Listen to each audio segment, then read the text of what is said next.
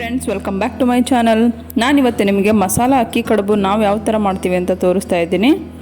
ಫಸ್ಟಿಗೆ ಇಲ್ಲಿ ಅರ್ಧ ಕಪ್ ಹೆಸರುಬೇಳೆ, ಅರ್ಧ ಕಪ್ ಕಡಲೆಬೇಳೆನ ಚೆನ್ನಾಗಿ ನೆನೆಸಿ ಹಾಕ್ಕೊಂಡಿದ್ದೀನಿ. ಸೊ ಅದಕ್ಕೆ ಚಿಕ್ಕದಾಗಿ ಕಟ್ ಮಾಡ್ಕೊಂಡಿರೋ ಹಸಿಮೆಣಸಿಕಾಯಿ ಮತ್ತು ಚಿಕ್ಕದಾಗಿ ಕಟ್ ಮಾಡ್ಕೊಂಡಿರೋ ಒಂದು 2 ಈರುಳ್ಳಿನ ಹಾಕಿದ್ದೀನಿ. ಕಡಲೆಬೇಳೆ ಹೆಸರುಬೇಳೆನ ಚೆನ್ನಾಗಿ ಒಂದು 4 ರಿಂದ 5 ಗಂಟೆವರೆಗೂ ಚೆನ್ನಾಗಿ ನೆನೆಸ್ಕೋಬೇಕು, ಆಮೇಲೆ ಹಾಕಬೇಕು. ಇದು ತುಂಬ ಸಾಂಪ್ರದಾಯಿಕ ಅಡುಗೆ, ಹಾಗೆ ತುಂಬಾ ಟೇಸ್ಟ್ ಕೂಡ ತುಂಬ ಚೆನ್ನಾಗಿರುತ್ತೆ. ಇದು ಮೆಣಸಿಕಾಯಿ ಕೂಡ ಅಷ್ಟೇ, ನಿಮ್ಮ ರುಚಿಗೆ ಎಷ್ಟು ಬೇಕೋ ಅಷ್ಟು ಮೆಣಸಿಕಾಯಿ ಹಾಕೋಬೋದು.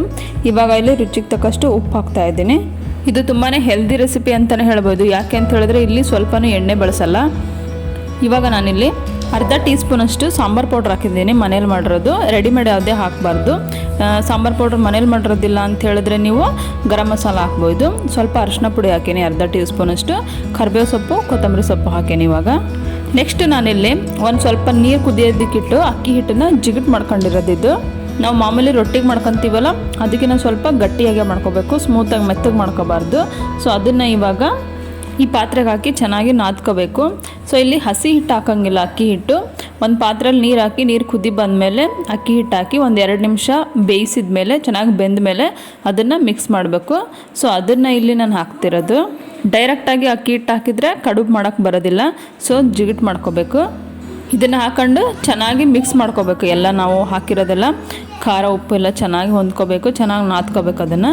ಈ ರೆಸಿಪಿನ ನೀವು ಬೆಳಗ್ಗೆ ತಿಂಡಿಗಾದರೂ ಮಾಡ್ಕೋಬೋದು, ಇಲ್ಲ ಅಂತ ಹೇಳಿದ್ರೆ ಸಂಜೆ ಸ್ನ್ಯಾಕ್ಸ್ ಅಂತಲೂ ಮಾಡ್ಕೋಬೋದು. ತುಂಬಾ ಚೆನ್ನಾಗಿರುತ್ತಿದ್ದು.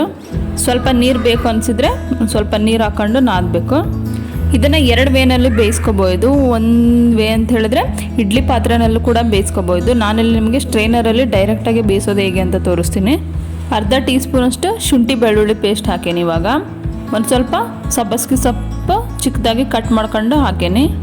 ಇದು ನಿಮಗೆ ಆಪ್ಷನಲ್ಲು. ಸಬ್ಬಸ್ಗೆ ಸೊಪ್ಪು ಇಷ್ಟಪಡೋರು ಹಾಕ್ಬೋದು, ಇಲ್ಲ ಅಂತಂದರೆ ಹಾಕಲಿಲ್ಲ ಅಂತಂದರೆ ಓಕೆ, ಚೆನ್ನಾಗಿರುತ್ತೆ. ಇವಾಗ ಅದನ್ನೆಲ್ಲ ಚೆನ್ನಾಗಿ ನಾದಿದ್ಮೇಲೆ, ಮಿಕ್ಸ್ ಮಾಡಿದ್ಮೇಲೆ ಈ ಥರ ಶೇಪಲ್ಲಿ, ಅಂದರೆ ಬೌಲ್ ಶೇಪ್ ಅಂತಲೇ ಹೇಳ್ಬೋದು. ಈ ಥರ ನೀವು ಚೆನ್ನಾಗಿ ಪ್ರೆಸ್ ಮಾಡಿ ಈ ಥರ ಶೇಪಲ್ಲಿ ಮಾಡ್ಕೋಬೇಕು. ನಿಮಗೆ ಯಾವ ಸೈಜಲ್ಲಿ ಬೇಕೋ ಆ ಸೈಜಲ್ಲಿ ಮಾಡ್ಕೋಬೇಕು. ಕೆಲವೊಂದು ಕಡೆ ನಾನೆಲ್ಲ ನೋಡಿದ್ದೀನಿ ವಡೆ ಥರ ರೌಂಡ್ ಶೇಪಲ್ಲೇ ಮಾಡಿರ್ತಾರೆ. ಸೊ ಯಾವ ಥರ ಮಾಡಿದ್ರೂ ಟೇಸ್ಟ್ ಒಂದೇ. ಕಡುಬು ರೆಡಿ ಆಗೋ ಅಷ್ಟರಲ್ಲಿ ನೀರು ಕೂಡ ನಾನು ಕಾಯೋದಕ್ಕಿಟ್ಟಿದ್ದೀನಿ. ನಾನಿಲ್ಲಿ ಒಂದು ಕುಕ್ಕರಲ್ಲಿ ಸ್ವಲ್ಪ ನೀರು ಹಾಕಿಟ್ಟಿದ್ದೀನಿ. ಇಲ್ಲಿ ನೋಡಿರಿ, ಒಂದು ಸ್ಟ್ರೈನರ್ಗೆ ಕ್ಲೀನಾಗಿರೋ ಬಟ್ಟೆ ಹಾಕಿದ್ದೀನಿ. ಹಾಗೆ ಕೂಡ ಇಡ್ಬೋದು, ಬಟ್ ಬಟ್ಟೆ ಹಾಕಿದರೆ ತೆಗೆಯೋದಕ್ಕೆ ಈಸಿ ಆಗುತ್ತೆ, ಅಂಟ್ಕೊಳ್ಳಲ್ಲ, ಚೆನ್ನಾಗಿ ಬೇಯುತ್ತೆ ಸ್ಲೋ ಆಗಿ. ಇವಾಗ ನೋಡಿರಿ, ಮಾಡಿರೋ ಕಡುಬೆಲ್ಲ ಈ ಥರ ಕ್ಲೀನಾಗಿ ಜೋಡಿಸಿ ಇವಾಗ ಬೇಯೋದಕ್ಕೆ ಇಡಬೇಕು. ಈ ಥರ ಸ್ಟ್ರೈನರ್ ಇಲ್ಲ ಅಂತ ಹೇಳಿದ್ರೆ ನೀವು ಮಾಮೂಲಿ ಇಡ್ಲಿ ಪಾತ್ರೆನಲ್ಲಿ ಕೂಡ ಬೇಯಿಸ್ಕೋಬೋದು. ಇವಾಗ ಅದು ಬೇಯೋದಕ್ಕೆ ಇಟ್ಟಿದ್ದೀನಿ. ಅದರ ಮೇಲೆ ಪಾತ್ರೆ ಕೂಡ ಮುಚ್ಚಿದ್ದೀನಿ, ಯಾಕೆ ಅಂತ ಹೇಳಿದ್ರೆ ಸ್ಟೀಮ್ ಎಲ್ಲ ಹೊರಗೆ ಬರಬಾರ್ದು ಅಂಥೇಳಿ. ಇವಾಗ ಕಡುಬು ಎಲ್ಲ ಬೆಂದ ಮೇಲೆ ಯಾವ ಥರ ಆಗಿದ್ದಾವೆ ಅಂತ ತೋರಿಸ್ತಾ ಇದ್ದೀನಿ ನಿಮಗೆ. ಪರ್ಫೆಕ್ಟಾಗಿ ಬಂದಿದ್ದಾವೆ, ಟೇಸ್ಟ್ ಕೂಡ ತುಂಬ ಚೆನ್ನಾಗಿತ್ತು. ನೀವು ಕೂಡ ಒಂದ್ಸರಿ ಟ್ರೈ ಮಾಡಿ ನೋಡಿರಿ. ಇನ್ನೂ ಯಾರು ನನ್ನ ಚಾನಲ್ಗೆ ಸಬ್ಸ್ಕ್ರೈಬ್ ಆಗಿಲ್ಲ ನೋಡಿ, ಇವಾಗಲೇ ಸಬ್ಸ್ಕ್ರೈಬ್ ಮಾಡಿರಿ.